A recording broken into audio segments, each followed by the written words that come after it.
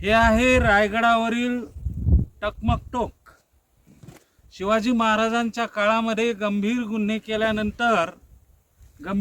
केल्यानंतर अपराध्याला याच टकमक टोकावरून खाली टाकल्या जायचं.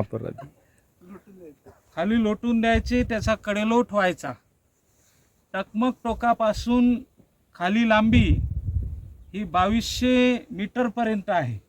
म्हणजे 2 किलोमीटरच्या पेक्षा जास्त लांबी याची आहे.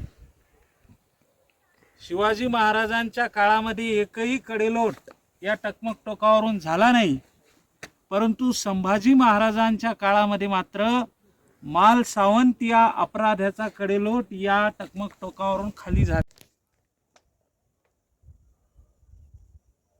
पाणी